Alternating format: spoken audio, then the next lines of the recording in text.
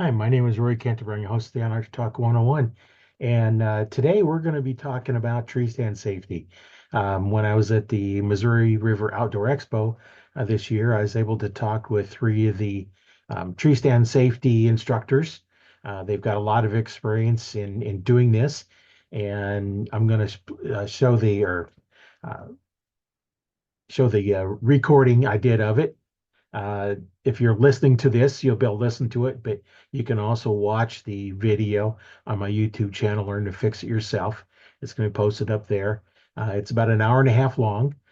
So we've got into all kinds of stuff. We're talking about ladder stands, hang-on stands, climbers, how to recover from when you do fall and you're hanging by your harness. And we get into why you want to have a lineman's line or a lifeline hanging there. You can actually use it to descend down. It takes a while. It's a long journey down, but if you don't have any help, that's the only way to do it. So stuff you want to practice. We'll get into that.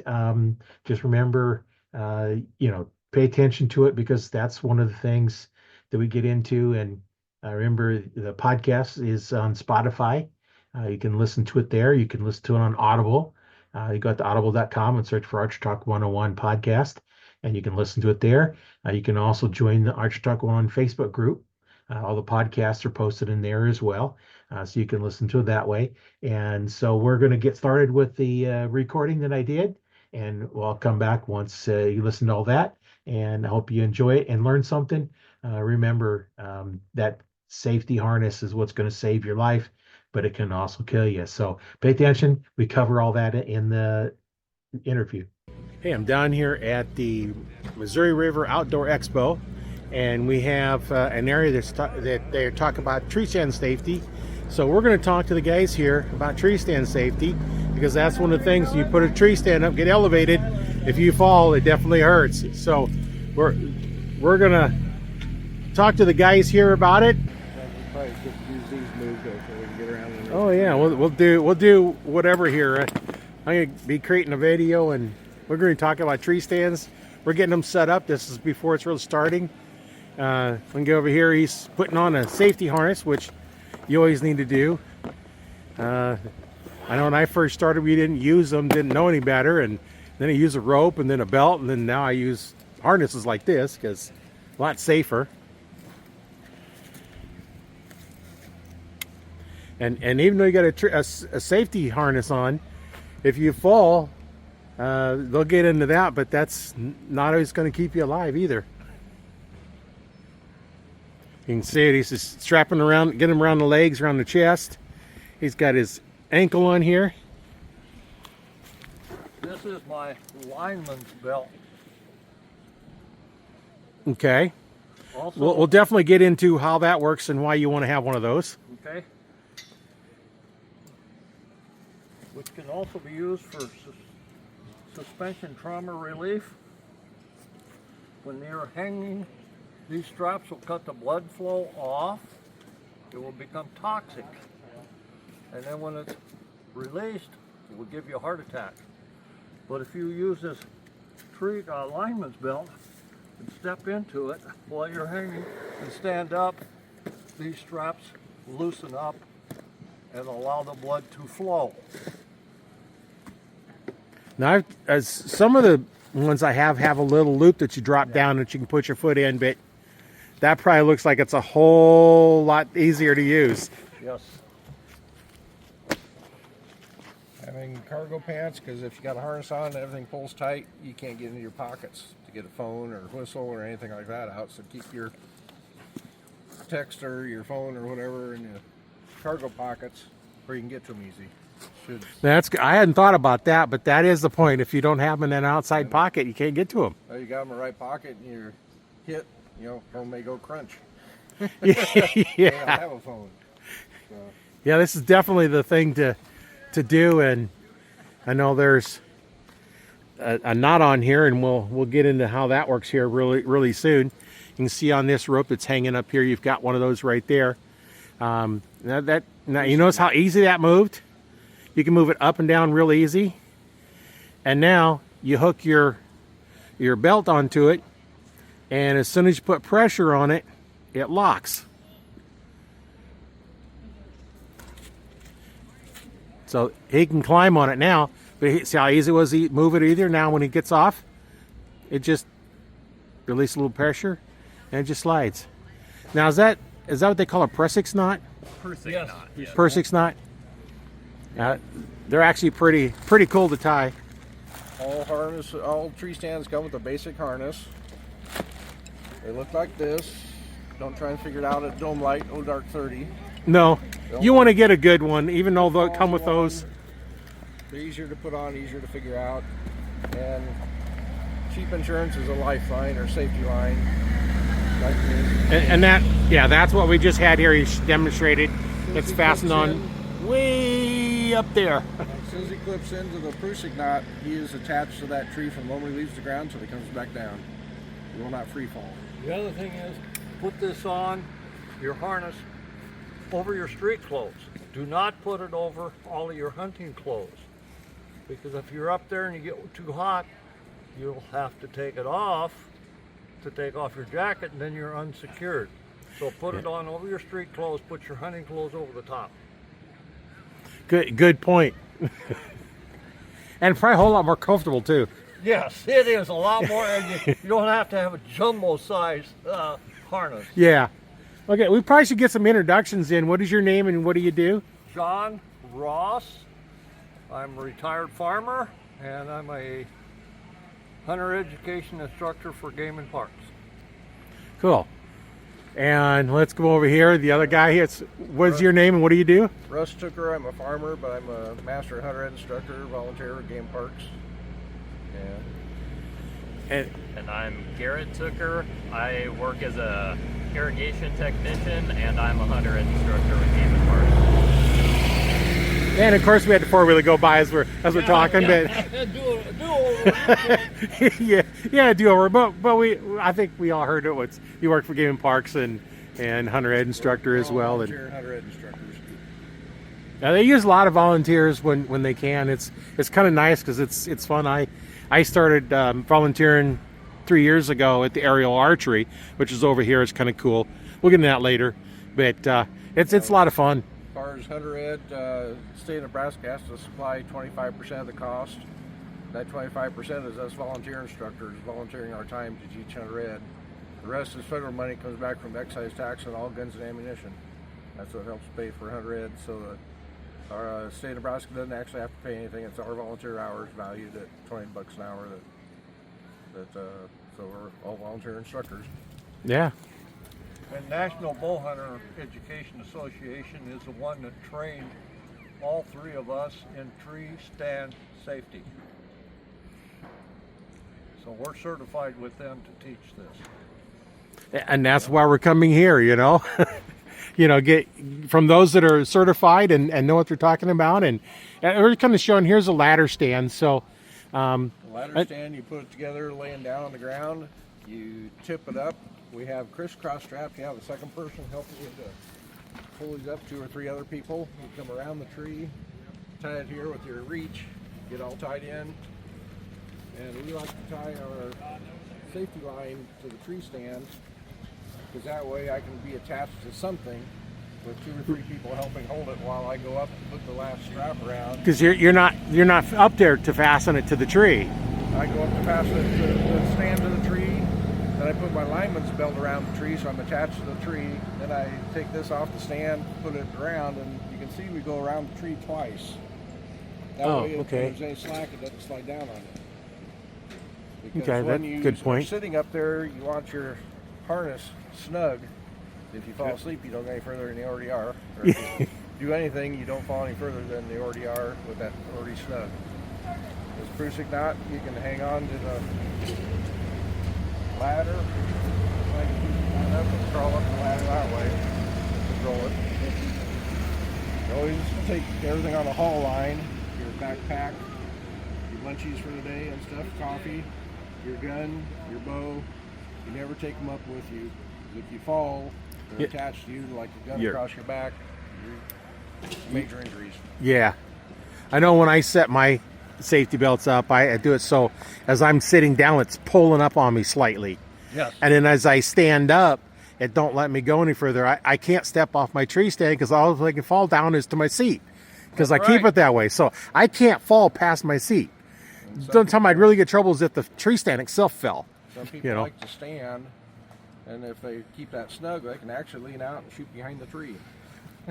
I've actually done that. Use my safety belt to support me getting into a weird angle, and it's a nerve wracking because you're holding on to it, and it's like, okay, it's there, and you don't just lean forward and expect it to be there. But if you get used to it, it can be done. Yeah. So let's get into some stats on hunters getting hurt. Nationwide, around 85-86% of all hunting accidents are tree stand related, and about 80% of those are homemade tree stands. The 2x4 screwed to trees, the 2x4 breaks off or rots, or the screws pull out. People fall, get hurt, major injuries. I even had pegs that were screwed in pegs pulling, and went to move the tree and they broke because they'd been in there so long. And the screw-in steps usually don't get through all the bark, and we have had in Nebraska where somebody had one pull out, they dropped down the lower one and it impaled them and they hung on the rib cage. Lost some intestines after surgery, so I do not recommend those. Yeah, the strap-on one's a little bit easier, but when I first started, they didn't have all this nice fancy equipment. Well, they did not. It was screw-in steps and that was it. Yeah. I try to avoid the big trees that have the real deep bark, not quite so much this one, but if we look over here, that one's got some really deep bark on it. I just hate getting in those because I can't get past the bark, but if I do screw it in, I always end up taking the bark off around it so I get into the meat. And I don't like doing that to trees if I can avoid it, so I try to find a better tree. If you're on public land, you can't. You're damaging that tree, and that's against the rules. Yeah. Screw-in steps or anything, nothing. You can't cut tree limbs off, or even little tiny ones that are in your way. You can't cut those off on public land. So. Now, a lot of different things going on out there. So, we talked a little bit about how to put up a ladder stand. What are some of the biggest safety hazards when you are setting one up? What's probably the number one thing you need to be aware of when you're setting them up? Three people At least to put it up. If you have to put it together on the ground, laying down, then you got to tip it up, has two people pull on them straps to help, and then cross them behind the tree. So it takes at least three people. Yeah, I just set them up, yeah.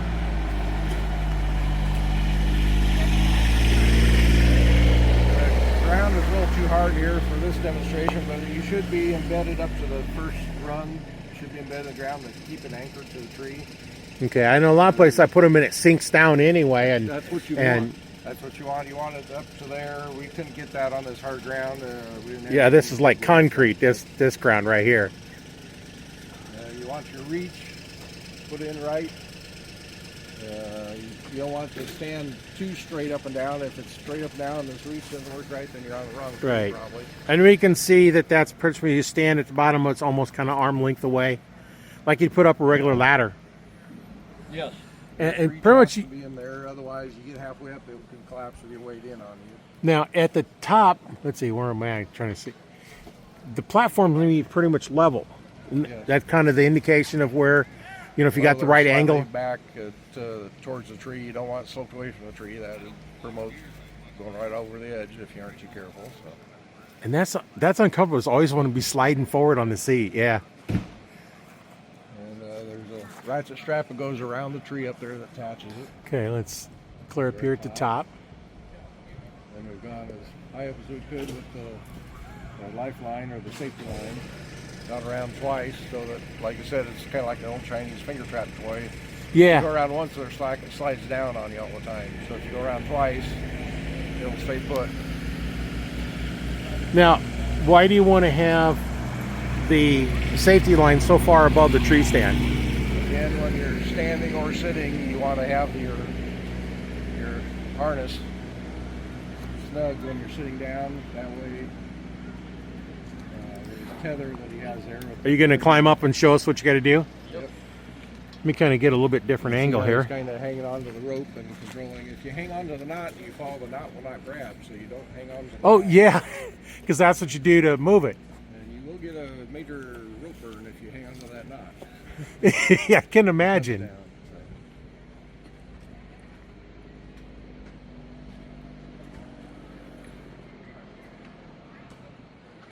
And most people, the transition from the platform onto the platform or back down off the platform is where they lose it and fall. That's a major point where most falls occur. Now you can see he's got that knot clear up there. And as he sits down, there's not much slack in there, is there? Nope. So if you was to slide off that seat, you wouldn't move very far. Wouldn't go any further than it pretty much already is, and that's when you have the slack and that slack pulls out, that's when you really get hurt. Yeah. And now he's raising up his wooden gun at this time because we don't have live guns right down here. And now he's all ready. It could be a bow, it could be a muzzleloader, it could be a spear if you're gonna do spear hunting. If you have a bow with a quiver on it, the cap to the quiver you haul with the cap first. If you hold up fletching first, if you hit an arrow, it could snap it out of your quiver, and then you've got something nice and sharp at dark 30 on the ground under you. Yeah, and one less when you come back down. So, one less weapon to shoot. and but then when you drop your arrow, your bow, you have the quiver cap down again, so that bumps into things. If you drop it quiver or the quills first or the fletching first, that could pop them out of the quiver, and again you've got something razor sharp down on the ground under you.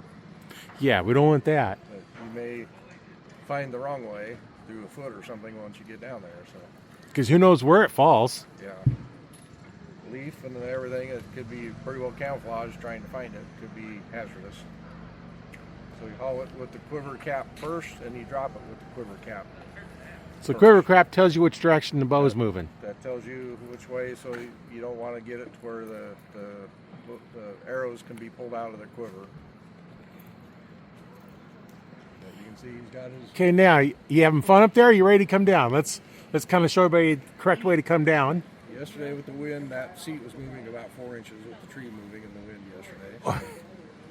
I got on the tree and the wind picked up, and it's a smaller tree, and it was just moving. I was just basically hanging on to the side until the wind died enough to come down. I couldn't have drawn on a deer if I wanted to. Arrow wouldn't have stayed on the rest. And you can see as he climbs down, pull the pressure, it pulls the knot down. Just hangs on to the rope with his free hand, and when you go up or down any ladder, anytime there's a 3-point rule, 2 hands, 2 feet, you only move one at a time. Always have 3 points of contact. And now you can see he's got it where he's just hanging, trying to be Superman, flying. He has his lineman's belt that he can stand in. Suspension trauma relief. When the leg straps pull tight and the blood quits flowing, when blood quits moving, the pH changes and it becomes toxic. And when it flows again, it doesn't change back to pH. If you've heard the TV shows, somebody's having a heart attack, they give them so many ampules of sodium bicarb, they're changing that pH mechanically. Right. And if it starts to seep back into your body, it can actually, about 20 to 30 minutes, you can have a heart attack and die from suspension trauma. And I was going to safety belt's supposed to save your life, but if you don't get out of it, I know industrial stuff, they always teach you, okay, what's your plan to rescue them? Because you got, what, 5 minutes? So when you have a strap, you can put 1 foot in to take. It depends on your harness, what they have. There's various different ways of doing that. This one has a harness here that you can unfurl, and there's a loop on there, but it's been rolled up so much trying to get pack boots into that loop. Yeah. It's quite frustrating to try and do that. So you want to, this is on one side where they put their lineman's belt. But I like the idea that the rope under the lineman's rope. You can Because stuff it around behind you on the back part of your right. harness and just keep it out of the way, and that way you've got it. It's the Prusik knot, you can adjust it for length to fit in. It's another Prusik knot, so I can make it longer I can make it shorter, and then when I need it to hold tension, it'll hold that tension. So you have one in the tree itself, then you keep one on you as well. Yep. And then if you're climbing up, you can use that as your That help one, climbing. You can use that as line belt on like the hang-on stands. You have 3 points of contact. You can put your climbing sticks up. You have your 2 feet on the climbing sticks and your lineman's belt around. That's your 3rd point of contact. Then you have both hands free to put your climbing sticks and your hang-on stand up. Yeah. So you always have that 3 points of contact.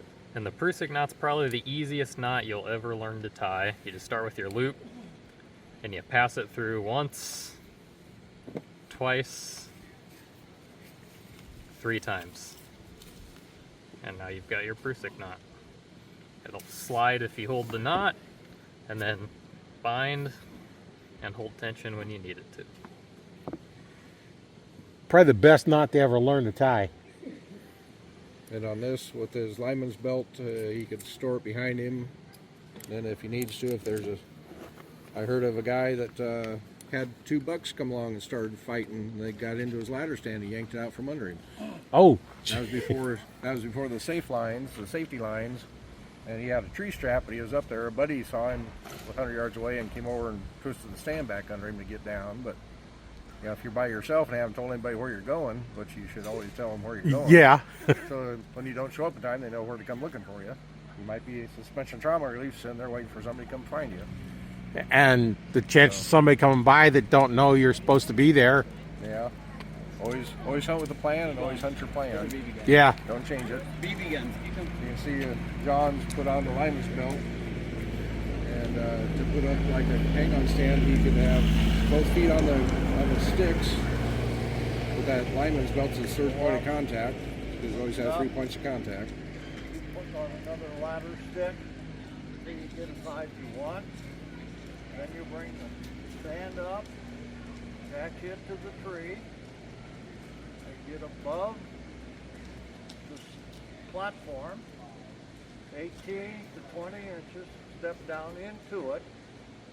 Then you put the lifeline up high, and take your tether and hook into the Prusik knot on the lifeline.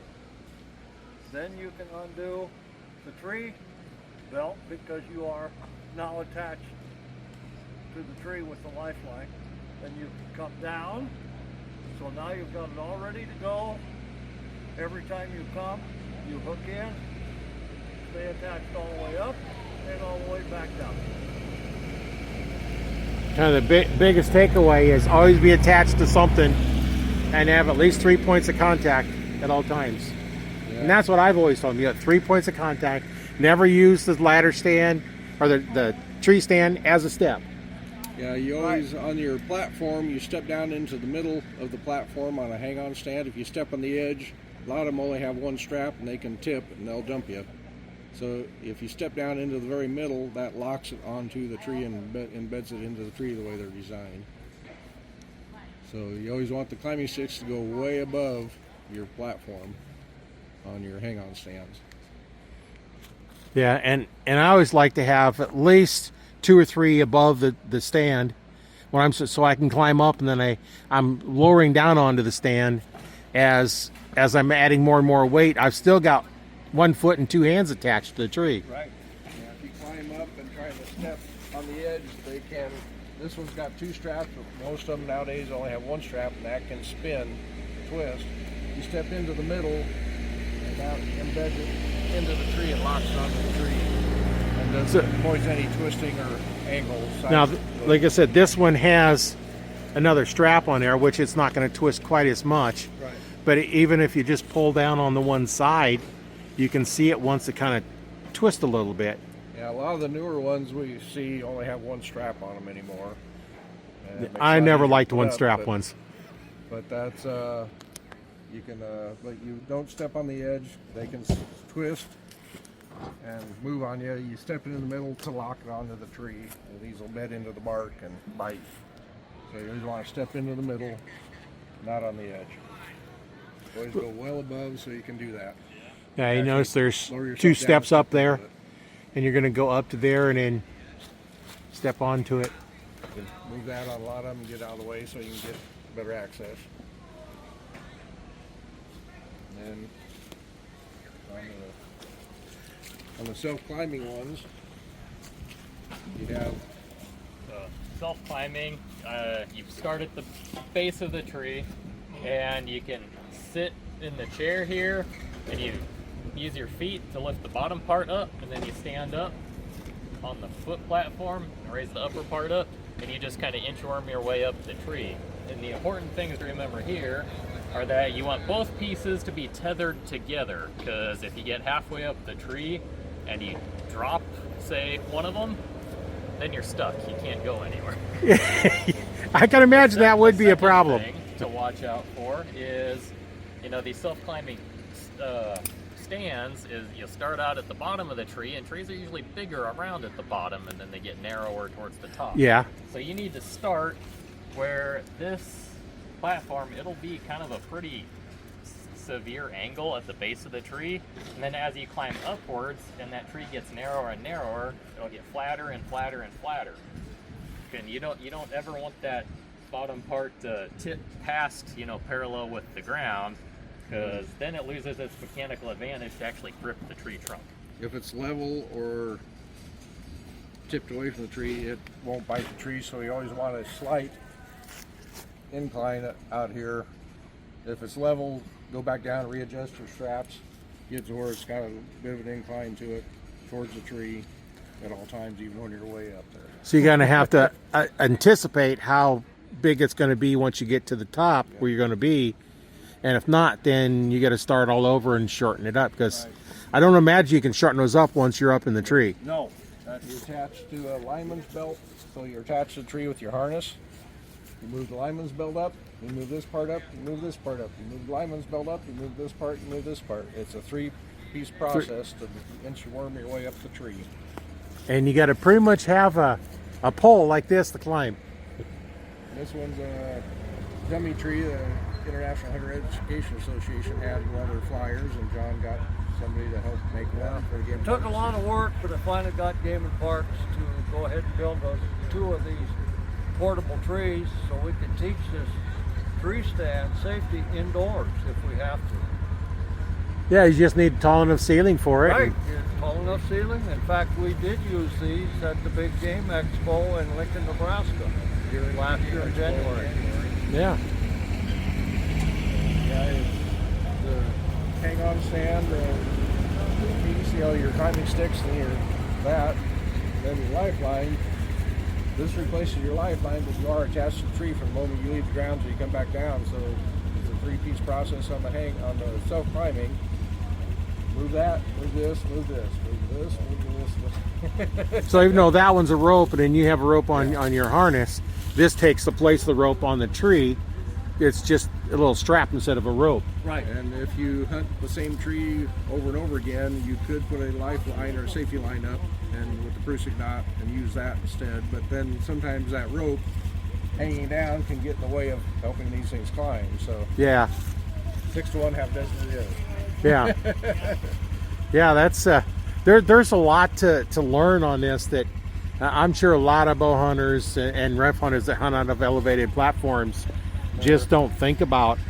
And the self-climbing ones have a secondary strap that will come around here or around here that locks on, so if there's any slack, it doesn't fall. yeah. So that's the other thing, it takes your body weight on these things to keep them from falling, but if there's any slack at all, they will fall. So there's some models that are out there that do have once you're at your hunting height, you can put a strap around here, lock it on, that way it won't do that. Or some have it come around, there's various different models. Because if all of a sudden you stand up and you're standing up and you catch this, then the whole thing falls on you, and now then you got to try and figure out what to do. So that's where you end up hanging from this. yeah. You're attached to the tree, you won't free fall. Yeah, well, yeah, you're always going to be attached to that the whole way up and down. You're just going to be moving it. And I kind of like being able to, I've never used a climber like this. I started with a lot of the hang-ons and then now ladder stands. I've done a few blinds, but I like to be in the elevated position. You know, I like it because I'm up there, I can see more, but I can also be seen, but then there's hazards. You know. You have some of them, they're up there 20, 30 feet, but if you're too high up, shooting down at an angle, you're trying to get an arrow. If you're shooting bows, you're trying to get an arrow through the spine, which is not a good shot. No, that's not a good shot. And 12, 15 feet is probably good enough to get above a lot of the foliage and get good vision. And you get a little flatter shot on your deer rather than an elevated shot through the spine, which is a low percentage shot that could wound something and let it get away. So. Yeah.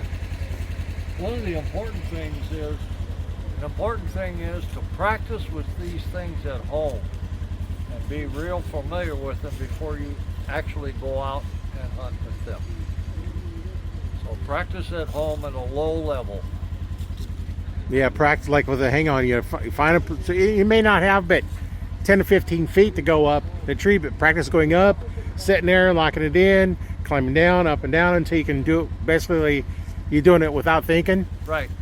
You can see on this harness, there's these sacrificial pieces that will tear out, act like a shock absorber should he take a really long fall. That's where you're trying to keep the slack out of it at all times with your acoustic knot or whatever you're self-climbing with your tree strap, so you don't do that. And if these do ever pull out even partially, it's time to cut up the harness and buy a new one. Right, buy a new one because once These you fall, harnesses actually have a 3-year. 3 years after manufacture, you're supposed to destroy them or buy new ones. It says, it'll say on the tag, it'll say like 3 years from first use, or it'll have a manufacturing date and say, 3 years. It could sit in the warehouse for that 3 years and not be. But so it's the first time you take it on to use it. You depends got on 3 the- years. Depends Right. on the manufacturer, what they say. Some Yeah. of them say 3 years from first use, some say 5 years. It just depends on but we're seeing more and more 3 year now. They don't know if it's hanging on a nail in the garage next to the window, dry rotting in the sun. It's under the seat of the pickup truck with a bunch of engine oil or something like that. Yeah, all that. They don't know how you store it in the off season. So Yeah, you definitely want to store them where they'll be nice and dry and out of the sun and out of the weather. And you have to check your straps on anything that goes around the tree. You go in September, leaves are on the tree's swelled up. You get into, once the leaves fall and the cambium layer quits flowing, the trees actually can shrink. And so you may need to tighten your straps. And then you get into -0 temperatures and the trees can actually freeze and swell up and put a lot of pressure on the stitching. You may need to loosen it and retighten it to keep it from damaging the sewing. And you don't know if a squirrel chewed on your strap, so you need to check. I've seen The that. flashlight, don't carry the flashlight in your mouth when you're climbing up anything. That causes damage too. You want to check out, make sure. I've seen pictures of black bear on somebody's ladder stand. Oh, yeah. And you don't need to be in the pine ridge and just get your face up the platform level and find a porcupine slapping the face with its tail. Yeah. That would be a rude awakening. So check these things out, check your straps, walk around the tree with a flashlight and check things out first. Make sure nothing's chewed on anything and everything looks good. Give everything a good shake and then proceed with safety. And a lot of people leave the tree stands up year round. You need to probably replace the straps every few years or just replace the whole tree stand every few years. Yeah, because that tree keeps growing every year and it gets tighter and tighter. And the safety lines will also have an expiration date on them, just like the harness. And you leave it sit out there 365 days a year in the elements. It's cheap insurance, $30 to buy a new safety line. Yeah, they're not very expensive, and it's definitely worthwhile to Cheaper get than up there. the deductible on your insurance. True. We have met someone who, one of the first few times they used the harness and the safety line, actually had a stroke, and it kept him from falling out of the tree. And he was able to hit the button and hit redial and call his wife, and she knew where he was because he told her where he was going. Yeah, that's definitely something to be aware of when you're out there. Is let somebody know and when you expect to be back. And like I said, I like the idea. You said make sure your phone and communication devices are in your outside Get into pocket. everything, so you never know. Oh yeah, you can see. We have a new seat to put on here, so Squirrel. squirrel, raccoon, whatever can get into things. They can chew on your straps. They can chew on everything. These cables have an expiration date. You can, if the company's still in business, you can get new ones, but most most of these tree stands, even the ladder stands, are like $60 anymore, so they're not that expensive. Yeah, they're getting fairly inexpensive. Now, of course, now with everything going up, everything's going back up again, but everything else is up. Yeah. So, lot of good information that we got in here on tree stand safety, and I know I always push it to anybody I can talk to. Some of the safety stuff, but it's really nice being able to talk to you guys and get the latest information. Want you to hunt safe, be safe, put the deer on the ground, not yourself. Right. We want to walk on the ground, not fall on the ground. We don't want that Wile E. Coyote imprint of your body on the ground. No, that definitely would hurt. That would definitely hurt. And even if you go up there and you have some slack and you can see those pleats that were in that safety strap there on his tether, that sudden stop, but there's a lot of slack that really is going to hurt you. And, yeah. And some of the buddy stands that hang on, or the ladder stands or buddy stands, a lot of these safety lines have 2 Prusik knots. But everybody should have their own safety line, because if you're 2 people on the same line, if one person falls off, you tend to pull the other person with you. Yeah, that's so a everybody point. Should have their own safety line, and you can actually get by where we went around the tree strap, or the safety line we went around the tree. Right. You have a second Prusik knot, you can use that to snug it up and only go around once, and that'll keep the slack from. Oh, yeah, that's a good use for that second Prusik knot. But if you have, dad and a little kid on the same line, somebody slips and falls, they're going to pull the other one. Knees, elbows, things kicking each other. Especially if dad falls off, the kids don't have enough weight. Other way around, if it's, you might be able to survive, but best to have your own. Somebody's going to get hurt. Yeah. Well, if one falls and you take the other one with you, you can't have any help. But if one falls, the other one's okay, then you can use that other person to help them back in. And that way, if one person falls, the other person's still there. They can possibly, extract themselves, go down, and help that other person. Yeah. It depends on the situation, but it's better than both being hanging from the tree, and that's not that expensive for another $30. No. It's still cheaper than the insurance deductible. Yeah, even going to the VA, it's still cheaper, because you always got the meds and stuff in there, and those, unless you get those free, then you got pay on those. And I met a hunter ed instructor years ago. His college roommate in Pennsylvania was crawling up a tree with his rifle across his back. 2x4 pulled out, nails broke off, and he landed on the gun. The bolt handle shoved into his back and dislocated 2 ribs from his spine. A little bit over it could have spined him, paralyzed him, or killed him. Oh, so yeah. That's another reason why you use a haul line. And if you need 2 haul lines, one for your backpack, and you put a strap on up there, strap hook, you don't use the screw ends because you don't want to deface a tree. Right. But the straps, they have straps with hooks for like hanging your bow. You can hang your backpack with your coffee and your lunch. Put everything on, your harness on your street clothes. That way, if you get warm, you can take everything off and you're still attached to that tree. Just like that, he's got on under his coat. Oh, yeah, here's On under my coat. My strap is still. because it comes out the top, so it really Right. doesn't matter. Doesn't matter, so I can have this. Now, if all you put set your up. hood up, then that's a little bit different. Yeah, it's a But little different, but it still would still be there. even Yeah. With the hood up. you might have to just change a little bit, where you fasten it, so you have a little bit more Some room. clothes But, have a slot in the back to put the tether through, but then you can't quite take it all the way off. oh yeah, yeah. I've actually seen some that have hunting clothes that have a little hole back there, and I never really paid attention too much because I never really wanted to. Yeah. Because since Put it it was through in there. the tree, tethered, and you was getting too warm, you could take this coat off, and you would still still attach that tree. be Attached. attached to the tree. Otherwise, you'd be tempted to take the harness off, take the coat off, and then you're going to fall down. If you miss that first step, you're going to miss all the rest. Yeah, yeah. The first step is important. The other ones don't matter if you miss the first one, because you're going to miss all them too. That's either way. If you have too much slack and these things pull out, it's that sudden stop. And that's the same thing if you hit the ground, that sudden stop. That's what Yeah. hits you. Because if you fall, a few inches, that's not so bad. But if you fall like 6 inches, that's a big jerk on there, and it's yanking up on the straps down around the legs and everything else. And You'd have to fall from 4 or 5 feet before these would start tearing out. But a normal fall of 5-6 inches, they won't tear out. The owner's manuals on the tree stand harnesses we've dealt with have said hang from it. You know, step off your tree stand at home, 2 or 3 feet off the ground, hang from it and get used to what it feels like. So you know Yeah. what to expect. Like your son was doing off of the other knot. He was just kind of hang and see what it felt like. That's And what the directions say to do on a lot of the tree stands or the tree stand harnesses is to practice. You don't jump and rip all the pleats out, but just then he destroyed this harness. ease into it and see what it feels like, so you know ahead of time what's going to happen.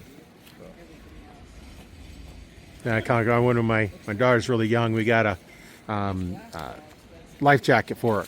And I wrapped her around and I picked her up with it. Does it feel okay? Yeah, it feels okay. Because I wanted to make sure that everything felt as I lifted her up. Because had a handle, she fell in the water, I could grab the handle and pull her out because she didn't weigh much at the time.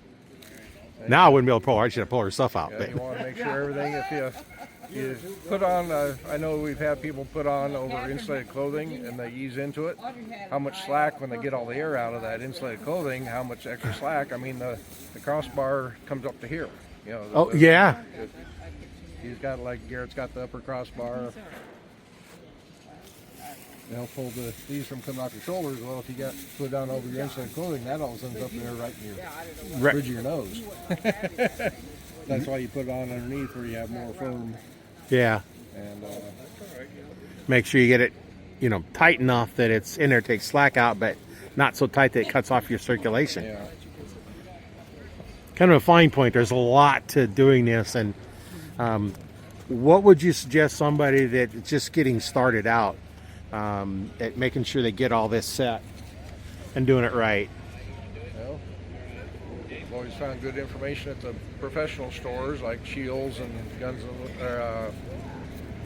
Shields and Bass Pro Shop and Cabela's. Cabela's.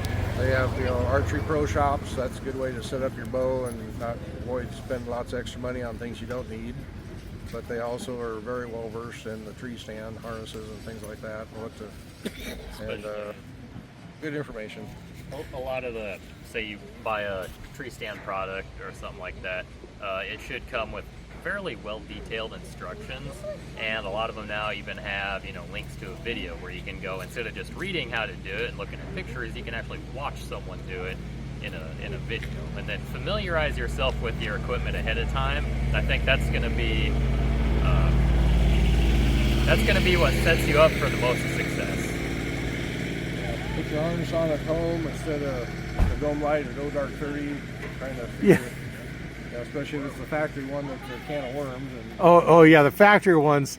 I got to put them on a dozen times before I can figure out how to put them on, because they say right, left, shoulder, and you got to put them on, and it's like, what, and then they don't fit. You got to figure them out, and that's what's nice about the harness like this. They're just so easy. They're easy to go on. they're adjusted. The leg straps, the belly strap, and the chest strap. There's some of them that are a vest that you can actually zip up or whatever. There's different ones over the years. Yeah. So that's work with it ahead of time. Don't try and figure out the low dark 30 with the dome lighted pickup truck. I have enough time seeing anything at that time in the morning. Yep.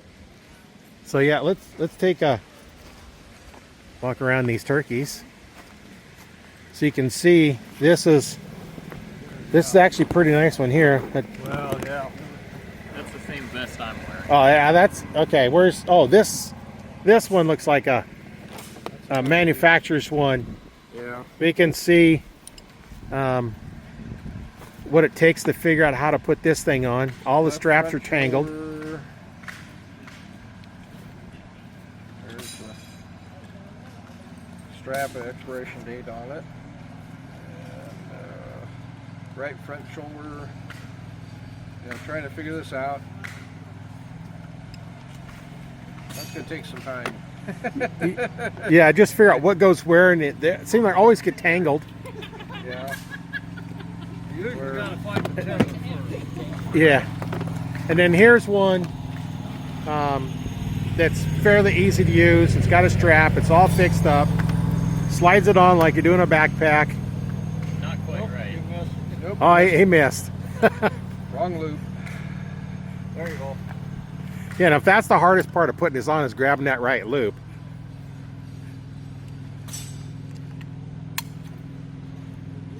And then how tight do you want that to be?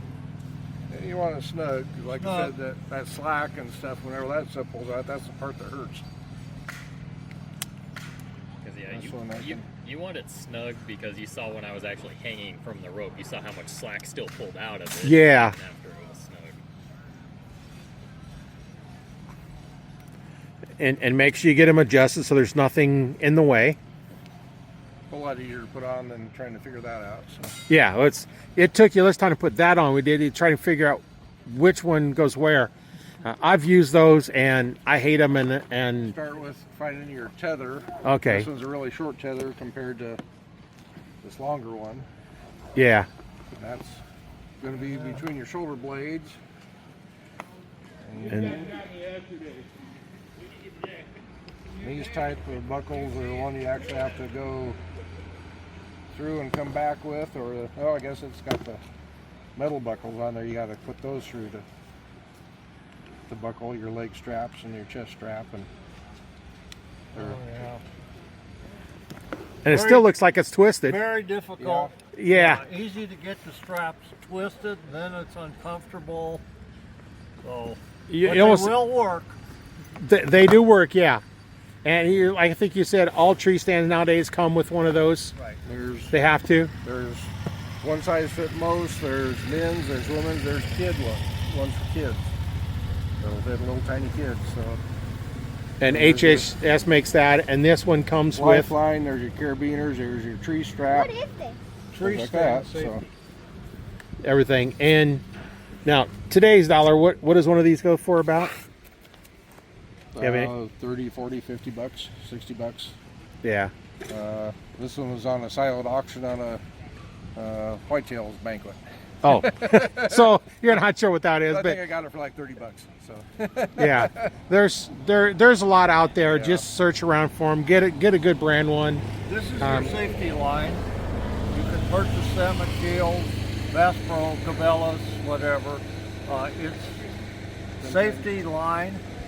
You don't want to use line from Menards or Walmart because it's not. They're not rated right. Right. So, and this is a 30-foot line with a Prusik knot on it. It's probably about $30. You can go to a mountain climbing store and buy mountain climbing line and make your own. But if you do that, make sure the Prusik knot is a rope that is of a smaller diameter than the lifeline and of a different texture. Otherwise, it will not lock up. Good But good point. it's Yeah. just about as easy to go buy one of these. By the time you go buy the line, you have to cut it. You got to prep it. You got to buy the other line. You got to tie the knots in there. Yeah, just spend the money and go get one of those. All right. And Muddy Outdoors makes some really good equipment. That was what your harness is. There is Menards rope. the cheap rope that's, you buy a 100-foot coil. We tied this between some trees to let little kids practice Prusik knot 5 or 6 times up and down the rope, and all the rope just started rupturing. Yeah, So used proper. and that's actually inside of the rope coming out. Yeah. And all we did was tie it between 2 trees and let kids practice Try Prusik and knot, slide the knot. and sliding it back and forth, and that's in an hour we had this happening. Yeah, and if you like this stuff and put your life on the line, Go ahead. yeah, go ahead. Your But life, it's I'd really your- put mine on that line, not that line. This one's been tested with used to be, say, Treestand Manufacturers Association. Now they've gone to an industrial ISO something or other, ISO. ISO International Standards Organization, Now, and they haven't quite come out with a new to replace the TMA, but it should be on anything that's been drop tested. They've dropped weights on it with the harnesses. They've dropped things on the tree stands. They're basically been tested that they meet all specifications for federal regs and stuff. So well, in your ISO standards, your industrial places use that yeah. because that's companies that do construction work. They have ISO standards. They don't have the TMA standard. That's just for tree stand. That's kind of the baby version of it. ISO standards are really a little more strict and probably a lot more intense on the testing. And because the federal organization, they don't get sued, but the TMA kept finding themselves getting sued even though they're setting standards. People still would not read the directions, follow the tree, and get hurt, and then they'd sue somebody. There used Yeah. to one time be over 400 tree stand manufacturers, and lawsuits got down to 4 or 5. Yeah. And every few years, just they go out of business just because all the lawsuits, and reform is another company or somebody else buys them out. And that's not the way to do business. Liability is so great on tree stands, but I know if somebody returns a tree stand to Cabela's, if it's been open, box has been open, they've got a chop saw in the back room, they chop it all up and throw it in the I've worked at Cabela's and Bass Pro both, and if one comes in, you know, say like you get a tree stand home and it's missing a part, they have to send them, you know, return it, send a whole new one, or send that part and the rest is destroyed. You know, they just, Yeah, if it's opened, you can't got a return them. chop saw and they cut it up and it goes in the trash can. All Yeah. the usable parts are all cut up, and I have for some of the Game Parks tree stands years ago, they bought new parts, new straps, all new pieces and stuff, and I got to go through and update all the tree stands for them. Put all the new parts. There's like the cable up there that holds, like the cables here, that hold Right. the ladder stand. I got to replace those. Those have an expiration date on them too. Might be rubber covered, but might look good, but you Yeah. don't know inside what's there. So Yeah, you can't really see what's going on inside the cab. There could be a crack and it could be rusting. You just never know until so it many fails. repetitions of stress, and it's time to replace them.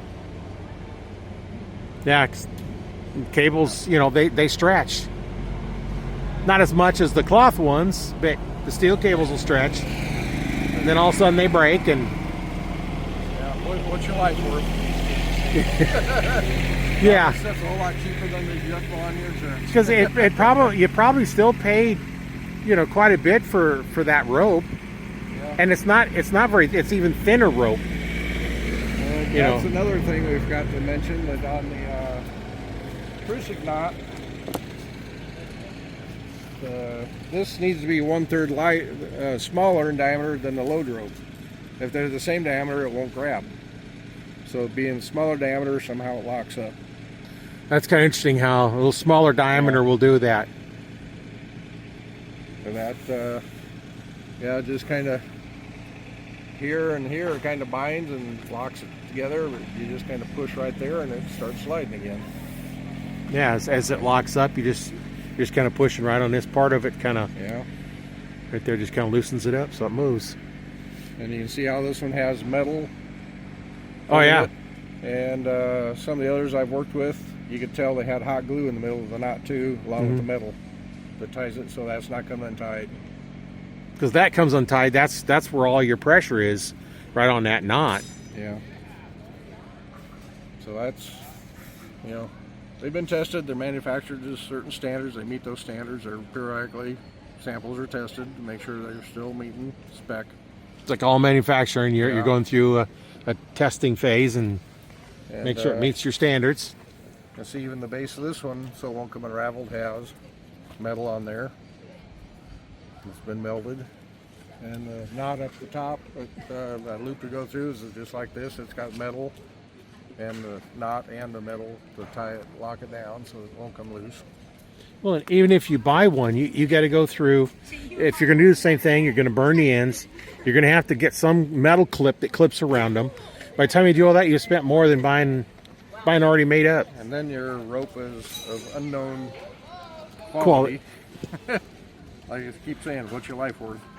Yeah, and by the time you go to a climbing store that sells the actual rated climbing stuff, That's what we started using to begin with, and we had the proper knots and things tied in them, and yeah, well, go buy 30 feet of climbing rope.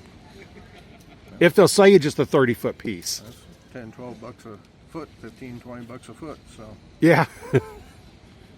It's been a long time since I actually was in a store and seen the stuff. I think it was when I was in Cabela's one time and they had a climbing section in there. And yeah, I'd rather, you know, yeah, buy one of these. In fact, I have one of those. one or two of those. I don't remember now, but One thing, another thing, you want to use approved carabiners. These here spring-loaded ones, they have sharp edges yep. that will cut your rope, and they might get pushed in and unhook, whereas your mountain climbing ones have threads. It's locked, Yeah, and it once can't you want to come use out. it, you put the thread, then it opens up, and everything is nice and smooth, won't cut your rope. Oh yeah, there's no little And once marks you let there. it slip shut, See, you there's no spin the abrasion threads on the up. rope here from the sharp edges. then And you've been hooking them up for that rope's been used how many times? many Many times. Yeah. yeah, but use good carabiners approved for mountain climbing. Yeah, you can see Garrett's on his. This is probably not what I want on my tether. Right. That one's handy for tethering and untethering on demonstrations here, but if we were doing it, we would have the lock. Right, have the locking ones instead. This is what I'd want. I think Bass Pro Shop, a set of 3 of these was $18-20 Well, that's not bad for 3 of them. for the real rated carabiners. Right. Yeah. You know, like This for is- demonstration, you said that's nice because it hooks on and off really This quick. one is it's a real one. It's a mountain climbing. It's a Petzl. But with the smooth edges where we're hooking and unhooking all the time during demonstrations here at the expo, it's easier on us. Yeah, and it's still rated for your weight. Rated. So It's rated. It's just not a locking one, but it is rated.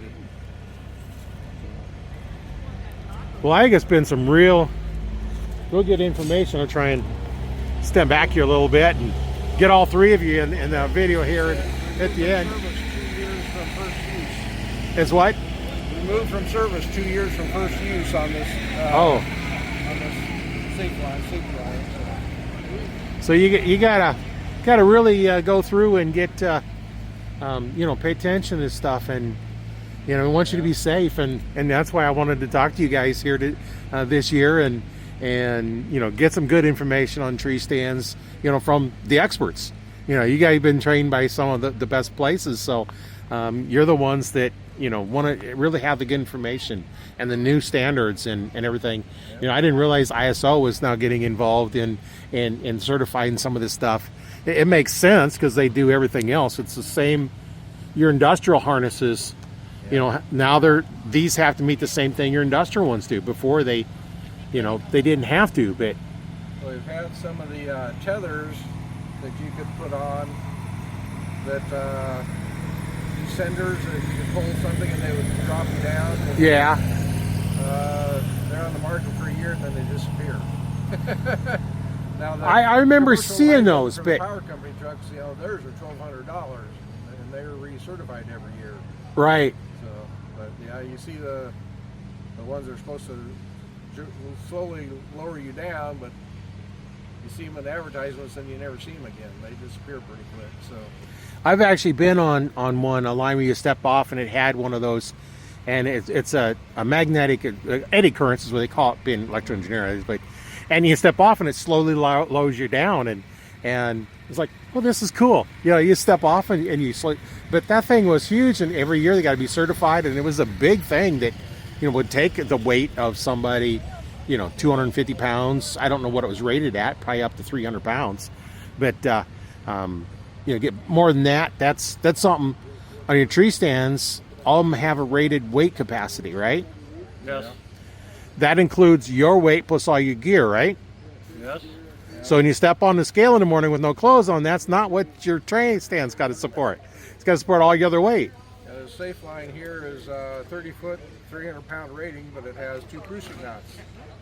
So any 2 of us together would be over that 300 pounds on that Right. line. So have your own line. Cheap insurance. Yeah. Well, if you're up by yourself, what would be in a case where you would actually use 2 prusik knots? Like I said, you could use one to tie and keep the slack from coming out of your line at the top of the safe line. Otherwise, you just use the one to. My second one is on my lineman's belt right here. Oh, use yeah? The lineman's belt there. But that lineman's belt came with that Prussian knot. designed for it, use with that. But like I said, they got to be different diameters to work. Yeah. Normally on the lifeline, you only want one prusik knot, and that's for you. Nobody else or nothing else. Just you. Yep. Pretty cool. Yeah, it's a lot of information, and I think it's been almost an hour now. We've been going over this stuff, and this stuff is really important, I think, and that's something that we want to make sure we get out there.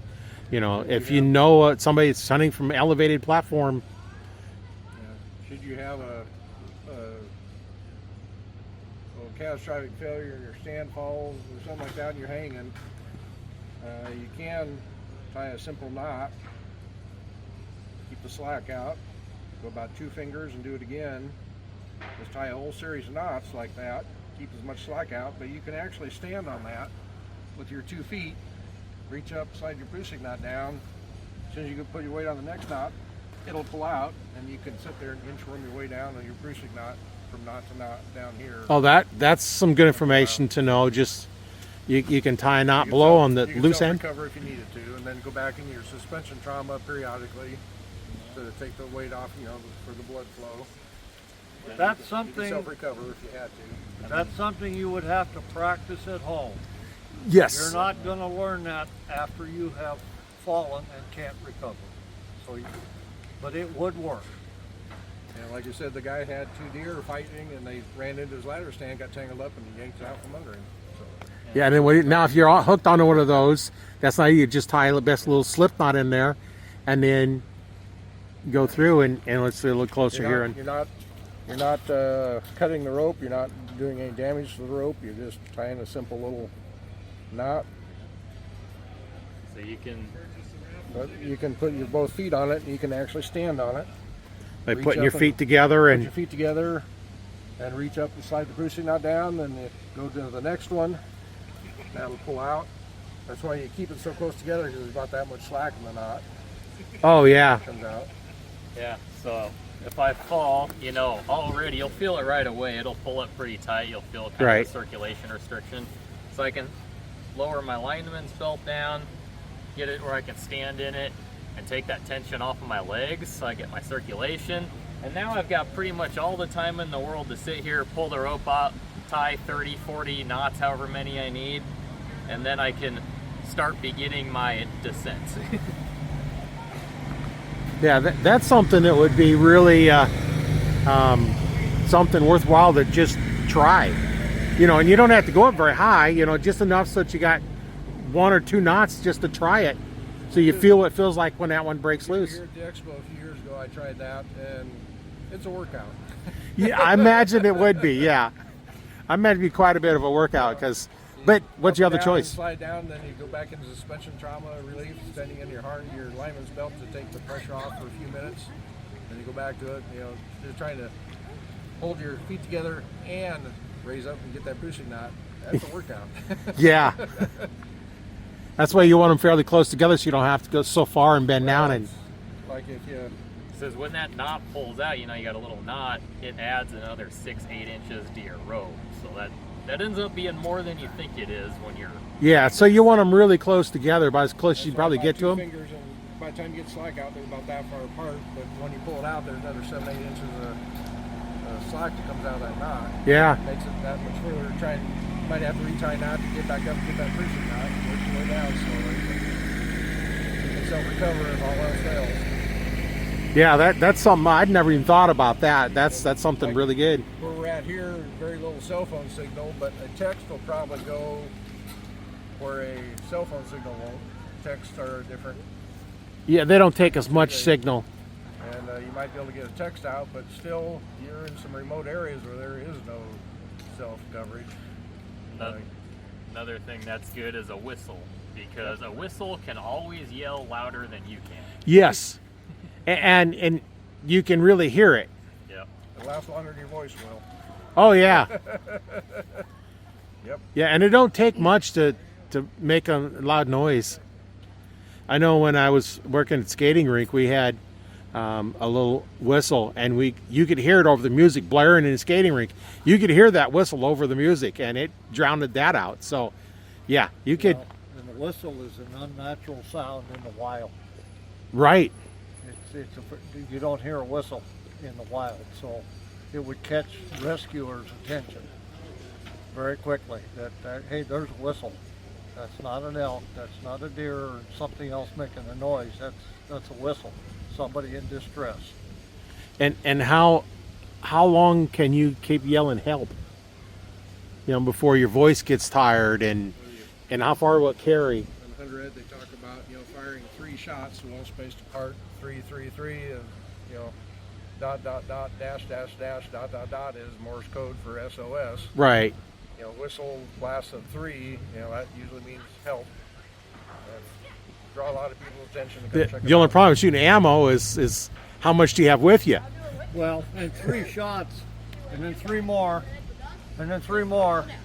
Everybody's going to think that person's a very bad shot. They're missing. Right. It's just another hunter shooting. Where the whistle is something different. Yeah. Yeah, the one time I tried it, nobody heard my bow shots.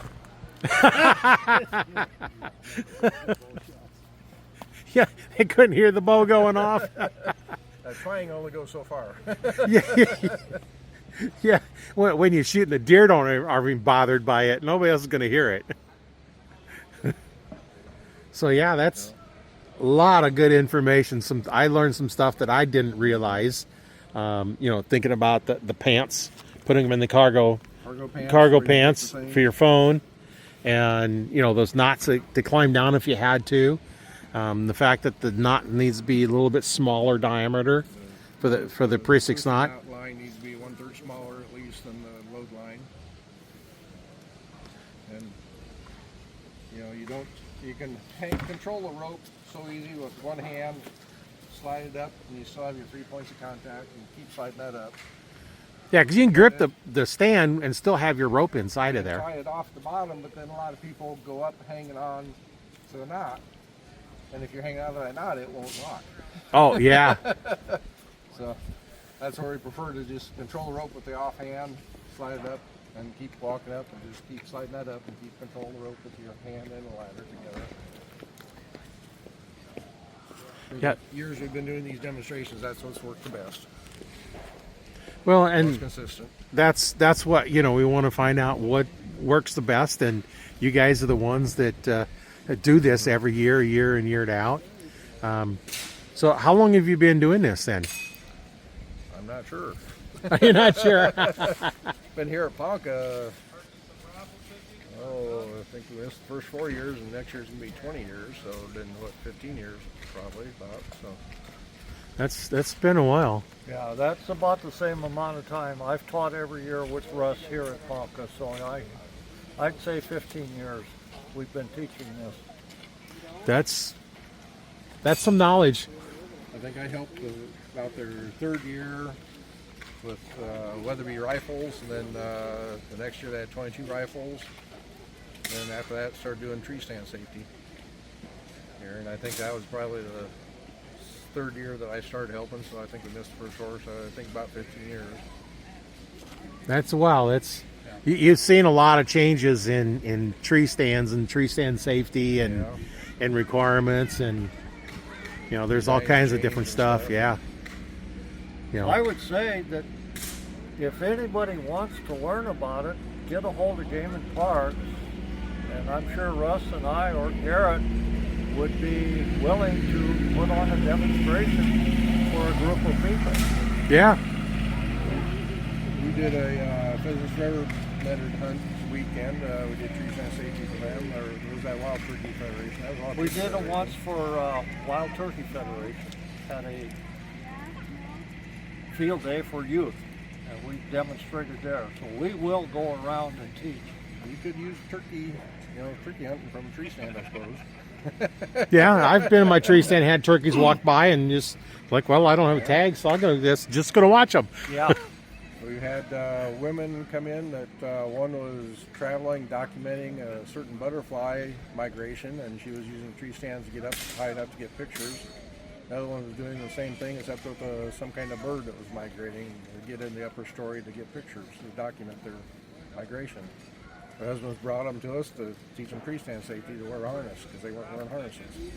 Yeah, yeah. Last thing we'll do is be watching butterflies and all of a sudden be seeing butterflies because you smacked yourself in the head. And We've done several of us. Dennis Dahl, the one that taught me treestand safety, and John and I, we've done some demonstrations at some of the Hunter Ed expos.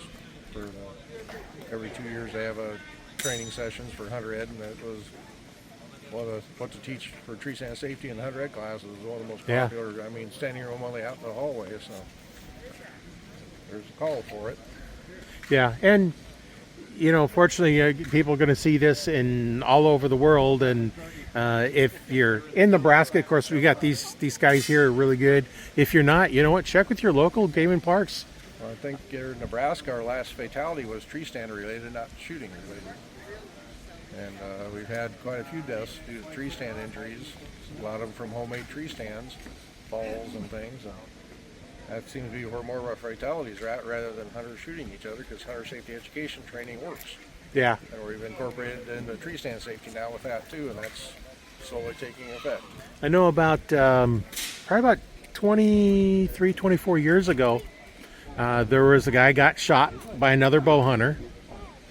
I actually talked to both of them because they both come into my store when I have my store, and it's one of those cases that it seemed like to me that one, the shooter violated the first rule: make sure you know what you're shooting at.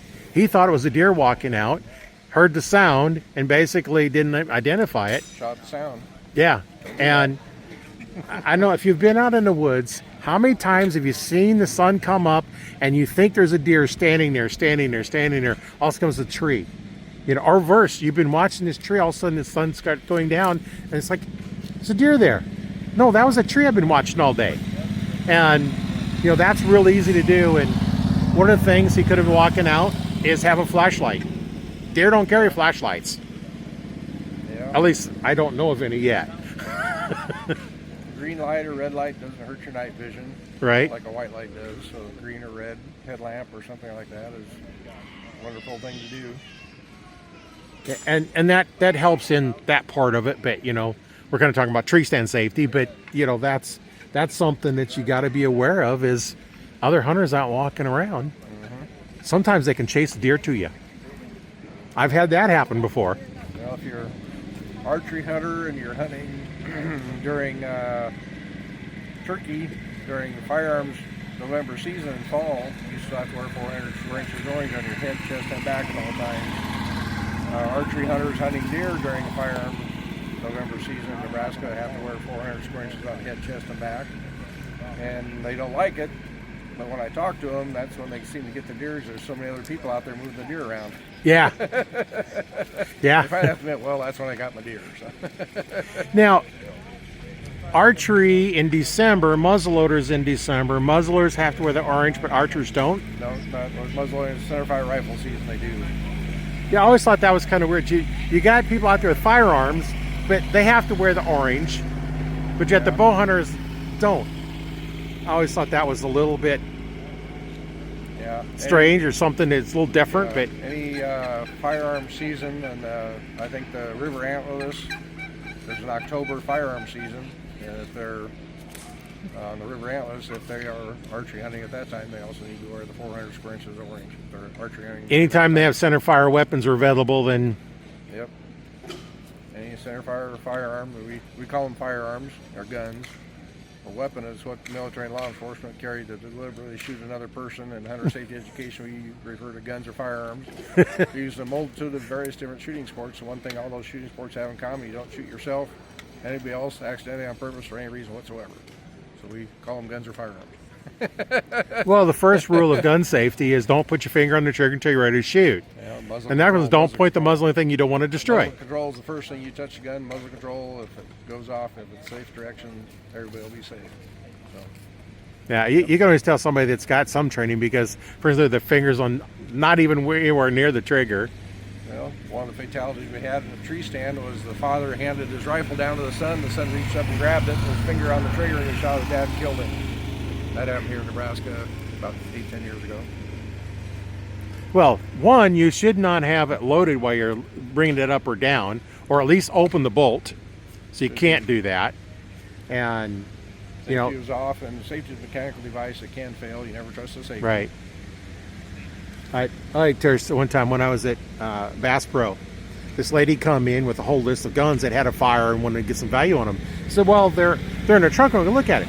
Nice day. You bet I want to go outside. So I went outside, and what's the first thing you do when you pick up a gun? You check for clear, right? So I checked the first one, checked the shotgun, opened the action up, and out comes a live round. Safety off, in the back of the trunk with a whole bunch of other guns, laying in the back of the trunk, bouncing around, and lucky it didn't get pulled and go off. And she said she asked her husband, they unloaded. He said, yeah. Well, I bet. All guns are always loaded, always. First rule, a gun is loaded. Always loaded. Treat every gun as if it's loaded. I don't care if you're 11, 12 years old. You're around the firearm, in the same room with the firearm. You are an adult, and there's an adult level of responsibility. You will be an adult. And I taught my kids, 3 years old. I'd hand them the handgun and help them check for clear, and hand back to me. I check and hand back to them, and let them touch it. It's not a toy, but just get them used to it and know that you pick it up. I never locked my guns because of my kids. I locked my guns up because I didn't trust their friends. And the same thing with bows. You never draw a bow back unless you have an arrow in it.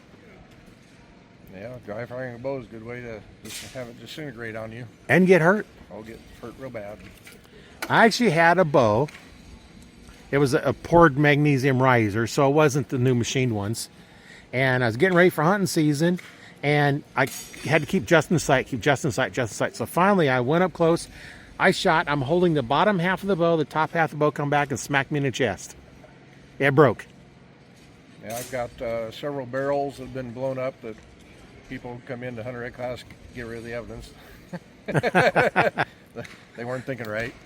And I've had a mom come in and hand me a compound bow that her husband bought at a garage sale and got home and discovered cracks in the camouflage where the limb was cracking. It had been dry fired. And so that's what I have for sample in class to pass around and say, don't do this. Yeah. That's what happens if you do that. So.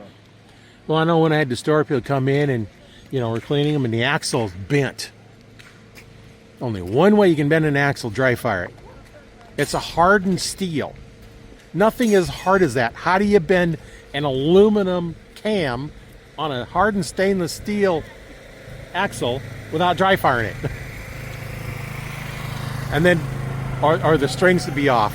And I come in and say, well, did you dry fire it? No. It's like, okay, if you dry fired it and I don't check it, it could blow up on you. Yeah, I dry fired it. Okay, now I can check further for other damage. Like in the limbs. There you take the cotton ball and the alcohol, rub on it, and if you see anything catch, then there's a crack in it. And I heard one go dry fired at Kearney, the Cabela's, and the two people headed for the door, and all the employees headed for the bow to check it out. Yeah. That's buying a used bow. You're on your own. But if you're gonna buy a bow, don't go to Walmart and buy a bow, and then buy this and buy this. Counterbalance, what do you call them? Stabilizers and stuff. Go to someplace like Bass Pro or Cabela's or a good archery shop. Was it Blue River? That's here in Nebraska. Yeah, there's several places that do them. They will help you get the bow tuned to you and fit to you, and you'll be money ahead in the long run without wasting money and finding out this doesn't work, that doesn't work. I always tell them one, but it doesn't work for you. Yeah, I always tell them to go to the pro shop first, because you're not always guaranteed to have somebody at the Bass Pro, the Cabela's, that knows what they're doing. Now, when I worked there, we always had people that knew what they was doing. I've gone in and one place after I was gone and the other guy was gone. Well, I applied somewhere else, and they said, I'm archery. Well, I shot a couple times when I was a kid. They're not working on archery. So there are times when you go in there and they're knowledgeable. There's shields. There's all kinds of different places. Go in there and see. Talk to them. See if they know what they're doing. When I've been around shields, they've always what I've heard, in the background, they've always known what they're doing. Yeah, every time I've been into Shields, that the archer guys, techs knew, but that's here in Omaha. Yeah. I don't know. Lincoln. Yeah. But it's go to an archery pro shop. You'll be money ahead in the long run. Don't buy useless stuff that you don't need. It doesn't work for you.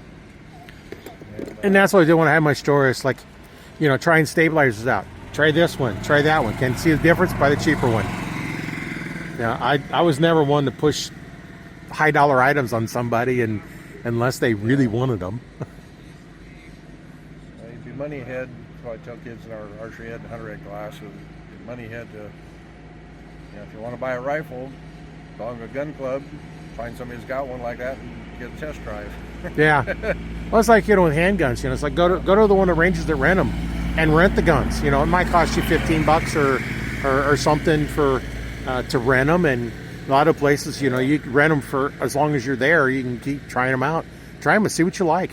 Yeah. Same thing with bows. Put it in your hand. If you don't like what it feels, put it up. Well, like here at the expo, Runnings, I think, has some shotguns. They got like 4 different models of new shotguns, new models, and you can test drive it down here and shoot it.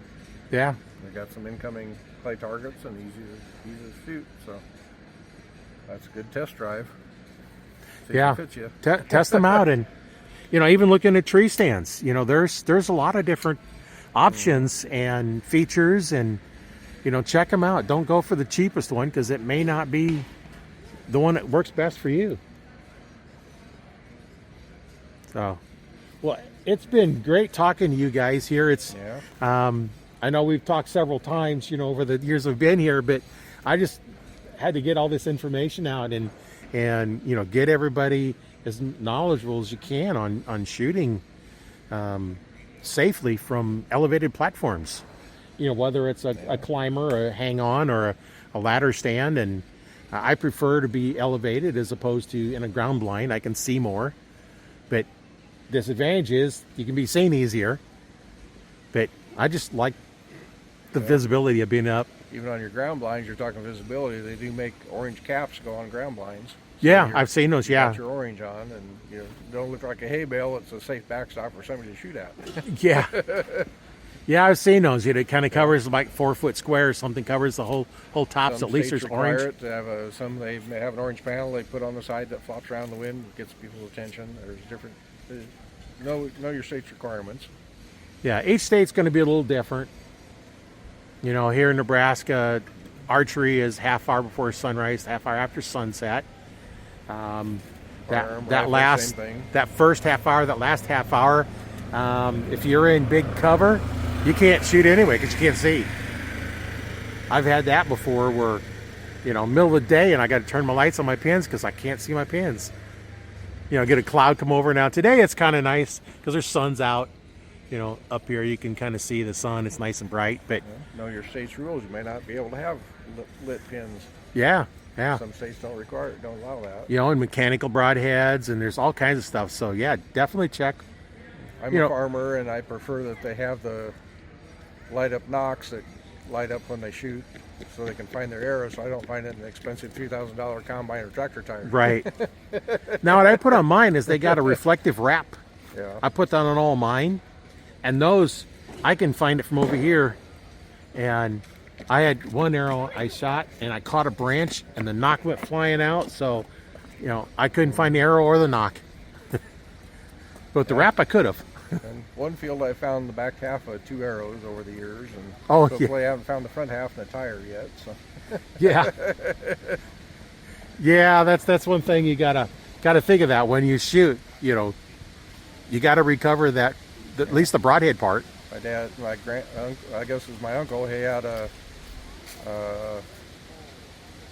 tractor he bought at auction, had new tires on it. He said the warranty goes with the tractor. And the first day discing in the field, he got a deer antler through one tire, and it took him a couple days to come fix it. And the next round, he hit the other antler with the other tire. So Yeah. it can happen. Yeah, it can happen, but They weren't big antlers; they were just little tiny spikes like a needle. And oh yeah, the big ones probably would have broke. The little ones stuck in the tire. I have had one wrap around the front tire and cut the sidewall I got stopped just in time on one big deer antler once. So Yeah. Yeah, that's kind of the hazards when you have deer in the field. And I do know that hunter safety education works because each of the 10-year periods, 54 to 64, 64 to 74, Nebraska averaged 4 to 4 people dead in each of those 10-year periods. And now we're less than 1 in a 10-year period. And I know for hunting, well, we have farm ground close to the Platte River. And once archery had started up, we quit finding dead deer in the corn at harvest time. Over the next few years, we're being educated to take better shots, proper shots, not through the shoulder blade, and we didn't have as many deer getting away, and I haven't found a dead deer in the corn since until the HD hit in 2012. yeah, that's kind of out of the hunter's 3 or 4 control. dead deer from archers, having deer get away, taking bad shots. But with the education, that's gone away. Don't see that anymore.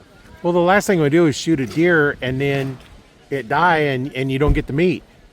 You know, after all, that's why we shoot it, for the meat. But yeah, we found places where 15-foot diameter circle with the coyotes tore the deer to pieces, and spine in the head. But once archery had started, the next 4 or 5 years, it all went away. So we're going down, yeah. Haven't found one in decades now. So Well, that's good. until 2012 with the HD, and we had dead deer from the HD. But Right. But due to archers, we haven't seen one in decades. So That's it works. yeah. 30 years this year, in 2024, 30 years of archery ed, and 50 years of hunter ed in the state of Nebraska. So it works. Yeah, so if you're watching this and your state don't have that, you might just I imagine they could probably get a hold of the state of Nebraska and see what they're doing for their education and do something similar. There's remote learning where they can, if they're over 29, they can, or between 16 and 29, they can take it online and get certified online and don't have to attend a course. If they're 11 to 16, they can take an online course and then do a 2-hour hunt safe where we cover tree stand safety, hunter, basically gun safety and archery safety, and cover those 3 things in 2 hours. They just have to do a one night 2 hour, and then those are a combo course where they get both hunter ed and archery ed now. So those are real popular. Now that's great. And a lot of places now are requiring hunter ed, any firearm sports that they're in. I know my son, when he did trap, he had to have hunter ed, and I'm old now. I didn't have to have them, but I took them anyway because They had just under 2,500 kids at the Cornhusker trap shoot this last year, and you almost never have to say anything about safety or muzzle control to a kid, but the parents are holding the gun. You got to talk to them. yeah. Yeah. Okay, adult, ask your kid what you're doing wrong. Yeah. If somebody walking down the sidewalk, the action code or something, it's the parent, not the kid. Yeah. Kids have had to have hunter ed. Yeah, and the parents probably haven't, and it been should. 30 years since they took it, so they forgot. Well, Get in and bad habits. I took it when my kids was taking it. I went in and took it with them because I had to take them there anyway. So I was like, okay, signed up and take it as well. And you learn something for every time you go in. Even if you take it again, you're gonna learn something. So it doesn't hurt to go to those things multiple times. A lot of parents tell me they realize how many bad habits they got into when they sit through the class when their kids are taking it. Oh, yeah, yeah. I know when my oldest son was getting in doing some hunting, I said, okay, I'm going to ask you 3 questions randomly. If you fail into one, you're unloading the gun, you're done for the day. And one was, where's everybody in the hunting party? Now he's doing pheasant, and he'd have to tell me where everybody's at. And then the next question is, where would you expect somebody to show up? And of course, the first question I'd check see if the safety's on. If the safety wasn't on, he was done anyway. But and then you have to say, well, okay, somebody could pop around that tree, and so he always knew, where everybody was, as well as where you might expect somebody to show up. Yep. And you got to do that all the time. Unexpected. Yeah. Well, and even carrying a handgun, for protection. I always used to sit with my back away from the door, facing the doors. For decades I've done that. And so now I have a little bit different thing. I go in, it's like, okay, if I had to use it, which would be a safe direction? And in most places there is none. You know, you got to take that into archery. It's like, okay, where can I safely shoot? Things I've run into, learned a lot of things teaching with different instructors over here. I always learn something from every different instructor I taught with. And one of them put deer scent, pick out a leaf on a trail, shoot one in the ground with a field point, pick it over here, and then was he high or low on that leaf, and shoot. Well, the deer come walking down the trail and stop and sniff. Well, he already had taken a shot at that yardage. He already knew what the yardage was, yeah. He'd already had a practice shot. They stopped and sniffed the scent on the fletching on the arrows. So. Yeah. That's one way to do it. Yeah. And that makes sure your bow's working. Within a yard, plus or minus, he'd already taken a shot at that yardage. He knew it, but, well, he was a little bit high on that leaf or a little bit low on that leaf on the ground. He already had a practice shot. Something to take in practice shots. Yeah. Carried field points. Yeah. For that purpose. Yeah, don't shoot broadheads because that really wrecks the broadheads. It dulls them up. But they were the same weight as his broadheads, and he knew from practice that they shot the same. So yeah. Had his own 3D target, so he could use his own broadheads if he wanted to. Yeah, I know my hunting bow, my broadheads do not fly like my field tips. But my sights are set for my broadheads. Yeah. So I got another bow. So if I'm shooting targets, I didn't want to hit the spot it made me at, then I use that bow. But you know, there's a lot and shooting out of tree stands. You know, whether either one of the styles. You know that practice on level, but in a tree stand, you're always down. You're down, and just how that affects everything. That yardage is horizontal as gravity acts. It's not this direction; it's this direction. Yeah. That's where the rangefinders have the true ballistic TBI or whatever they call it, that tells you the actual gravity acts this way. But if it's 200 yards this way, but it's 100 yards this way, it's going to be 100 yards, right? Your bullet flight's going to be that 100 yards rather than the 200 yards. And I've gone over that on a podcast, the Archduck 101 podcast, multiple times on how to judge that, and a lot of people don't understand it. You know, a lot of the rangefinders have it built in. Yeah. And I was just arranged to a tree and then go down to the trail, and I had one that was 20 yards away. The trail was 20 yards away. It was a 20-yard shot, but that deer looked like it was a 40-yard shot. I shot it for 20 and got it because I knew that was only a 20-yard shot. A lot of the professional guides, they'll tell their hunter, you know, that's a 200-yard shot. Oh no, that's got to be 400. And they almost all misses are over the back. They shoot high. They the guide. Guide lives there. You know. Yeah, they don't understand it. You know, especially construction guys know the 3, 4, 5 triangle. Mm-hmm. And you got one side's 3, the other side is 4, and that's a right angle. And then the distance between the 2 points is 5. So you learn that. Square. Yeah, and that's the thing that a lot of them don't understand. And a lot of professional guides say everybody shoots over the back because they don't believe them that that elevation, that angle that you're shooting at, it's the horizontal gravity that acts on it. And that's gravity works horizontally, not vertically. Now with the rangefinders, that people are believing the guides now, so they're got their own rangefinders they trust. Well, and knowing that, if the guy had said, okay, that's 200-yard shot, I shot it for 200. Now, on my .6, I'm within 3 inches out to 300, so it really doesn't matter. I haven't sighted in that way. Dead on at 200.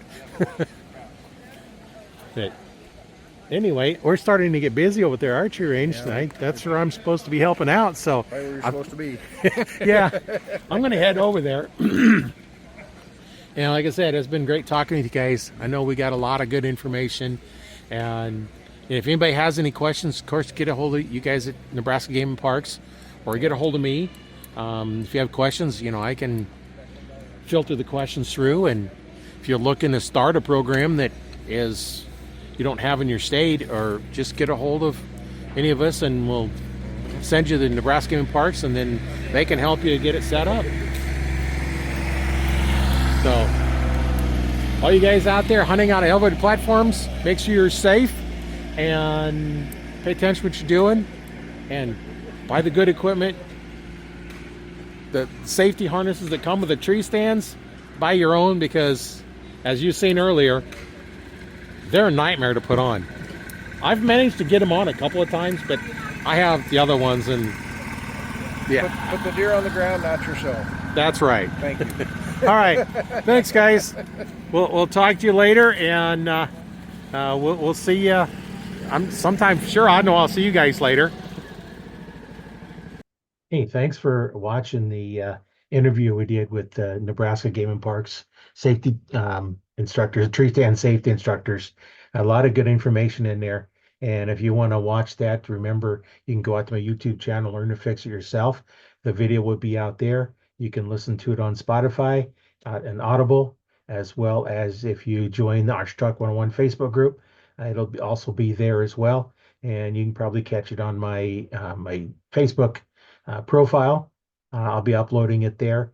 There's a lot of good information. If you know a bow hunter or anybody that hunts off elevated platforms, make sure you have them take a listen to this. It could save their life. Could be, your friend, your family, or yourself that you save by, pay attention to some of the stuff we do and practice some of the techniques that we talked about in here. That's something you want to do before you get out there in the field. And it's like, okay, what was it, did it, how does it do it? And some of the techniques take a lot of time, a lot of work. So make sure you pay attention to that. And my name is Roy Canterbury. I've been your host on Arch Talk 101, and we'll see you on the next one.